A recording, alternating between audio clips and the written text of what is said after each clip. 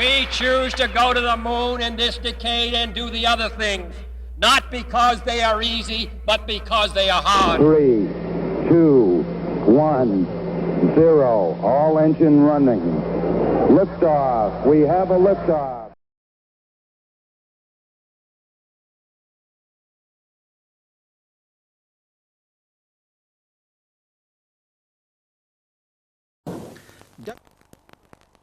Go ahead unchanged. They say their rules are already the most stringent in the world. The stars of the show arrived today from Russia. Flanked by 2 Royal Air Force Tornadoes, a pair of Soviet MiG-29s crossed the east coast of England. The first that Soviet fighters have come to Britain, the first ever formation flight of the very latest and most sophisticated East and West warplane technology. This Soviet pilot and his plane would normally represent the RAF's greatest threat. Today, they were welcome guests, flying over English towns they could only have seen on maps and photographs before now. To the delight of everyone, the Soviets declined to land immediately at Farnborough, but went instead to an impromptu flying display to demonstrate the versatility of the MiG-29. Western onlookers were surprised and impressed. They'd never seen a fighter at such close quarters before. Then, first landing to claim their place as the undisputed stars of the forthcoming Farnborough show, which starts on Sunday. The Soviet flight commander was full of praise for his RAF escort. It was a very good formation, close formation. Maybe a very good pilot flight with us. English pilots are very good. Yeah, very good pilots. Other NATO aircraft soon tried to steal the stage back, unfortunately finding their performances being checked and timed by their Soviet guests. Then smiles and handshakes for the cameras before swapping a few strictly unclassified notes about each other's planes. Jeremy Hans, News at 10, Farnborough. The Soviet Union has lost contact with one of its The official news agency TASS said that a ground control operator sent Phobos 1 an incorrect command, making it almost useless. One space official said it was now slowly committing suicide. Western experts described the launch of Phobos 1 last July as one of the world's most ambitious space projects. Together with the second probe launched 5 days later, it was meant to pave the way for the first manned flight to Mars to take place early next century. The probes were due to enter the orbit of Mars and its moon Phobos, which gives the project its name, in January, after a journey of 35 million miles. They were to descend to within 100 feet of Phobos. There they'd drop a landing probe onto the moon's surface to transmit television pictures back to the Earth, while another, a smaller probe, hopped about collecting data on the soil. But last week, according to this top Russian scientist, things went badly wrong. A ground controller at Soviet Mission Control pressed the wrong button on Phobos 1. Its solar panels stopped working, it stopped looking at the sun, and it's now totally disorientated. The machinery has simply frozen, says Dr. Raul Zagdiev. It has fallen into a deep lethargic sleep. Only a miracle can save it now. Western experts agree, and from now on, Russian scientists will be doing their best to make sure nothing happens to Phobos 2. The United States is sending 3 space satellites to China, where they'll be launched by Chinese rockets over the next 3 years. They're the first to be sent to a communist country. 2 other American satellites were successfully placed in orbit by the European space rocket Ariane today. It's Ariane's 7th successful launch. Astronauts had successfully linked up in space. 2 of them became stranded on the journey home when their spacecraft's computer wouldn't fire the engines. Остаются сотни метров, может быть, десятки метров спускаемого аппарата. Мы есть, сработали двигатели мягкой посадки. Как вы себя чувствуете? Нормально. А сутки в скафандре ничего? Как будто не уходили, да? Здравствуйте.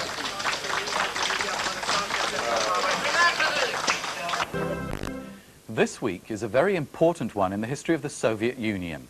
In the capital Moscow, members of the ruling Communist Party have been deciding just how much their vast country must change in the future. Their leader, Mikhail Gorbachev, is the man who's called for the changes. He wants less control by the government, more freedom for the people. Today, others are having their say. These are the people who run the Soviet Union. Today, they've been speaking their minds as never before. Earlier this week, Mikhail Gorbachev said they must lose some of their power so that ordinary people can have more say. He wants to set up a parliament and hold elections, although there'd still only be one party, the Communists. Up to now, all big decisions have been made by the leaders in secret, so it's surprising that Mr. Gorbachev is saying these things in public at all, let alone expecting such sweeping changes to really happen. Mr. Gorbachev has been leader for 3 years and has already brought more freedom to the Soviet way of life than at any time since the communists took over the country after a violent revolution 70 years ago.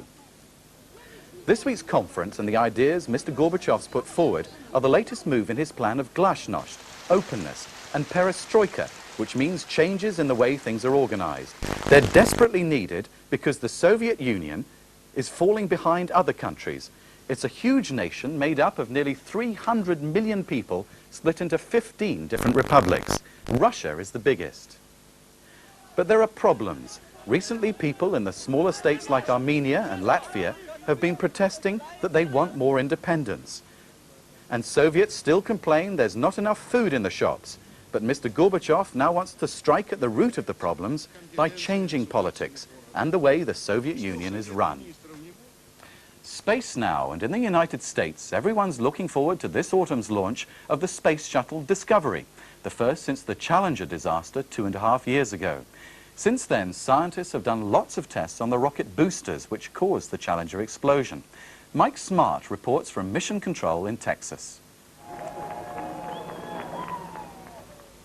The whole of America's multi-billion-dollar space program is likely to depend on a successful launch of Discovery, which has now moved to the building where the rockets that will blast her into space, probably in early September, are now being fitted. Here at a NASA center in Alabama, the rocket booster which leaked has been redesigned and tested. The works cost more than $500 million. 2, 1, fire. A series of tests in the desert on the improved solid fuel rocket booster have shown it to be as safe as it can be, say the scientists. This, America's multi-module space station, which the shuttle is due to take aloft in the mid-1990s, is just one of the many projects which are riding on the success of Discovery. This is Mike Smart for News Round at Mission Control in Houston, Texas. On the launch pad at Cape Canaveral. There's still a question mark over its future. The cargo it was designed to carry, a space station vital as a stepping stone to the planets, is now in doubt, and the shuttle could end up as a vehicle without a load. Our science correspondent Andrew Veach reports on whether the shuttle is America's best way back into the space race. This is the pride of America, the Shuttle Discovery, the successor to Challenger. She's just been mated with her gigantic fuel tank and her rocket boosters here in the Vehicle Assembly Building at Cape Canaveral. It's taken 2.5 years for her to get this far. Within the next few days, in time for the Independence Day celebrations on Monday, she'll be rolled out onto the long straight road to her launch pad. Her rockets will be tested for the final time in July. If all is well, she'll be launched on September 4th, and America will be back in space. The investigation following the Challenger disaster found so many weak points in the shuttle design that NASA made 400 changes. The bill for those changes came to $800 million, yet it's still a frighteningly fragile machine. NASA says the failure of any one of 5,000 critical components could cause a crash. But the commander of the new Discovery isn't worried. There aren't any guarantees, but I would imagine this is probably going to be one of the safest ever. We're paying an awful lot of attention to it. January 28th, 1986, 60 seconds after liftoff. This tiny burst of flame signaled the beginning of the end. A rubber seal, an O-ring in a joint in one of the solid rocket boosters had become brittle in cold weather before the launch. It cracked. Hot gas jetted out of the crack and burnt a hole in the giant fuel tank beneath the spacecraft. The tank exploded. Challenger was destroyed. 1 minute 15 seconds. Velocity 2,900 feet per second. Altitude 9 nautical miles. Downrange distance 7 nautical miles. To stop this happening again, NASA has redesigned the boosters in 4 ways to make the joints stronger. There's an extra latch to prevent hot gas reaching the crucial O-ring. There's an extra O-ring to protect the one that failed. They've added a layer of cork to stop moisture getting into the joints. And they've installed little heaters to keep the ring warm. 5, 4, 3, 2, 1, fire. Tests of the rebuilt rockets in Utah 2 weeks ago went to plan. NASA declared itself satisfied. The spacecraft too has been improved. There are better heat-resistant surfaces on the wings, thicker tires, an anti-skid system for the brakes. And to make the astronauts feel a little less imprisoned in their craft, an escape pole. They poke it out of the cabin, clip themselves to it, and jump. The idea is that it throws them clear of the wing, but they can only use it if the craft is gliding horizontally. Despite all this, the shuttle's future still hangs on a thread. NASA only wanted an orbiter to be a glorified delivery truck to ferry parts for a space station. But the agency had to compromise to get funds. They justified the expense of the shuttle by selling it to the government as a satellite launcher, a replacement for military and civilian rockets. When the shuttle was given the go-ahead, the government phased out unmanned rockets. So the US space program was riding on the shuttle. When Challenger crashed, the US was left with no heavy launch system. While the Russians and the European Space Agency pressed ahead with unmanned rockets, the Americans couldn't launch a satellite. They couldn't even launch a baseball. Now the delivery truck has been repaired, but the cargo is in doubt. NASA has started work on the space station it always wanted, a floating laboratory, an orbiting research base, a $30,000 million stepping stone to the planets. It's due to be up and running within 10 years, but Congress won't provide all the money NASA wants. Well, I think the shuttle has to be made healthy again. We need to be flying them regularly. There's a backlog of payloads that have been designed only for the shuttle, major scientific payloads, and they have to get launched. There really is no alternative to the shuttle. And then the shuttle will be used for the purpose that originally gave birth to it, which is as the logistics and vehicle for the station. It will be the key to putting the station up and then resupplying and rotating crews. That it is the shuttle station combination that makes sense. The shuttle by itself is a truck with no place to go to. Since Space Station is one of the newer projects and one of the more expensive projects, it is subject to being hit by the budget cuts. There is a debate going on in Congress right now as to exactly how much money they should give the space station this year, and I think there's a very good chance that they will get enough to continue the program. I don't think it's very likely that they'll cancel it, but I also don't think they'll get all the money that NASA wanted for this year. I think that NASA at least considers it to be the centerpiece of their program for the next 10, 15, 20 years, so I think that they would be devastated if it wasn't funded. In a test vote last week, Congress agreed just enough money to keep the space station project going until after the presidential election. Leading Democrats are convinced the political will is there to pay for the project. That test vote settled the issue. We're moving ahead now for the space station. Now, in the interim, we need to go on and get our space shuttle flying again, and then get all of these payloads that we have on the ground, particularly the planetary payloads, the Hubble Space Telescope, and the Magellan to Venus, and the Galileo to Jupiter, and ultimately the Mars Observer in 1992 to Mars. So come the shuttle launch, America's going to be back in space? And it won't be a moment too soon. America is still obsessed with the vision of men in space. This is the can that carried John Glenn round the Earth 3 times back in the 60s. NASA built it to keep up with the Russians. This weekend, they'll roll out the most sophisticated space machine in the world, but they're still trying to keep up with the Russians. NASA is planning to make Discovery the centerpiece of America's Independence Day celebrations here on Monday. The rollout ceremony here at Kennedy will be carried live by every news station in the country. The spacecraft will be bathed in spotlights. There'll be grandstands draped in flags. It's all part of an attempt, as the people at NASA cheerfully admit, to rekindle the spirit that sent men to the moon, to recreate that old magic of space. In election year, it's also to make sure that NASA and its space station are high on the political agenda. Andrew Veach, ITN, at the Kennedy Space Center. To the man there. American scientists have just completed a major overhaul of the Space Shuttle, which is due for launch in September. 2.5 years after the shuttle disaster, more than 400 design changes have been made to improve safety, and there's a new confidence among the astronauts. America's first space shuttle. 1981, Columbia lifts off, America rejoices, and for 5 years, traveling to space seemed as routine as a drive to the office, and as safe.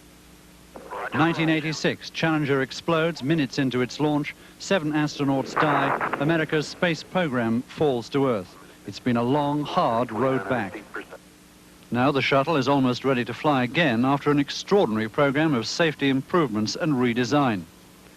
It's taken over 2 years and cost over $2 billion. The most significant change has been in the design of the O-ring seals. They leaked and caused the Challenger to explode. They've been completely redesigned and after tests in the desert have now been pronounced fit to fly. The orbiter itself has undergone hundreds of improvements, from better heat insulation, improved landing gear and more efficient main engines. Although the Challenger astronauts could not have escaped even if the shuttle design had allowed, a whole new escape system has been devised so that in certain situations the crew could bail out. The commander for the next shuttle flight, now scheduled for September, is Rick Hawke, a veteran of the shuttle program. How safe is it going to be this time around? There aren't any guarantees, but I would imagine this is probably going to be one of the safest ever. We're paying an awful lot of attention to it. But all this attention is no guarantee that the shuttle, once launched, will perform flawlessly.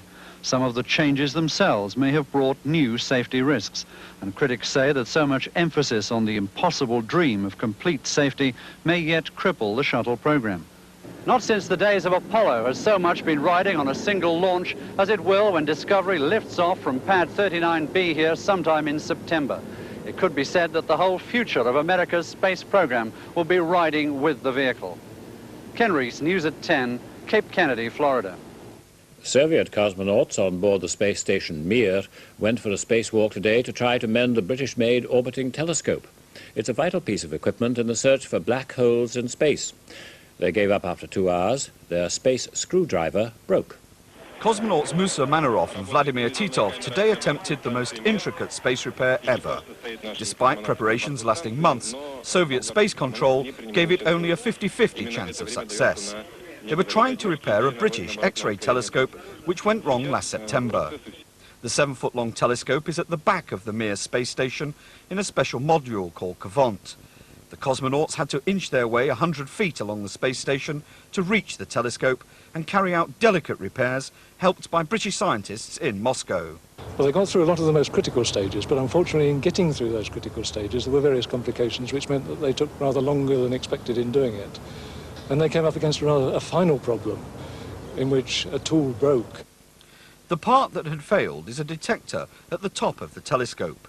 To replace it, the cosmonauts had to jemmy off a clamp ring with a special kind of space screwdriver.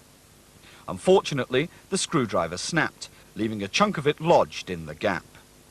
So, after months of rehearsals by the backup crew in tanks on Earth, the mission has failed. Moscow is considering another spacewalk to complete the repair, but their hopes of demonstrating that man in space can relatively easily fix things that go wrong remain unfulfilled. It's determined to learn the lessons of the Challenger disaster 2.5 years ago. The president has slipped dramatically from the headlines in recent weeks, but today he was back in the spotlight. A visit to Mission Control in Houston, now gearing up for the launch of the space shuttle a week from today. Mr. Reagan had committed NASA to rebuild the manned program to continue the journey into space. Today he greeted the 5 astronauts who'll make that journey and paid tribute to them. It was in February '86 when Mr. Reagan led the nation in mourning for the 7 astronauts from Challenger. The space program lay in ruins, America's prestige and pride shattered. Mr. Reagan was to pledge not only to rebuild the shuttle, but to expand space exploration across the universe. Today's visit was to wish the crew of Discovery luck and success from a nation that badly wants to see both. As so often in the past, Mr. Reagan was accurately reflecting the public mood. Intense excitement and expectation in advance of next week's shuttle launch. As NASA is set to return the shuttle to space, the stakes could hardly be higher. This is Tim Sebastian for the 9 o'clock news in Houston. President Reagan has told the shuttle astronauts their mission is to realize man's destiny in space. At Mission Control in Houston, Texas, just 7 days before the planned launch of Discovery, he said, "America's going to space again, and we're going there to stay." The last time President Reagan came to the Johnson Space Center, it was to lead the nation in mourning the deaths of the Challenger astronauts. Today, 2.5 years later, Mr. Reagan led the crew of Discovery on stage to deliver an upbeat message exactly a week before the shuttle is due to fly again. America is going to space again, and we're going there to stay. Earlier, the president was briefed by the Discovery crew. Commander Rick Hawke inviting Mr. Reagan to inspect the shuttle mock-up, the president declining the opportunity to climb aboard. Mr. Reagan told the shuttle workforce that next week's flight would be a memorial to the men and women of Challenger. And when the Discovery takes off, 7 precious souls will soar beside it, the 7 heroes of the Challenger. With their lives, they moved a nation. And Mr. Reagan gave America a new space motto: it can be done. Can America have the space station Freedom orbiting the Earth in 10 years' time? It can be done. Mr. Reagan accepted a shuttle crew jacket. Its badges and name tag will fly on Discovery next week. Ken Reese, News at 10, Washington. It was an RAF Phantom like this one that had flown south from Lucas Air Base in Scotland to take part in tomorrow's annual Battle of Britain air show. As yet, there's no indication why a routine flight should have ended in disaster on the main runway. The RAF will, for now, only give the barest details. Both crew members were killed. At the moment, a board of inquiry is being convened to investigate the cause of the accident. An eyewitness described how it failed to pull out of a loop-the-loop. Seemed to spend a long time coming down rather than just going to a quick roll. Was levelling out, went down behind the A-34, at which stage I thought he was almost level, and that was it. He went out of my view. A split second later, there was a fireball, the bang and the smoke. Tonight, there's a question mark over whether tomorrow's show can go ahead. The chief problem is that the runway is covered with debris that could yield vital clues for crash investigators. This crash could hardly have come at a worse time for the RAF, just hours before one of their biggest shows of the year, and at a time when last month's crash in West Germany has already shaken public confidence in air show safety. James Mates, News at 10, Abingdon. The judge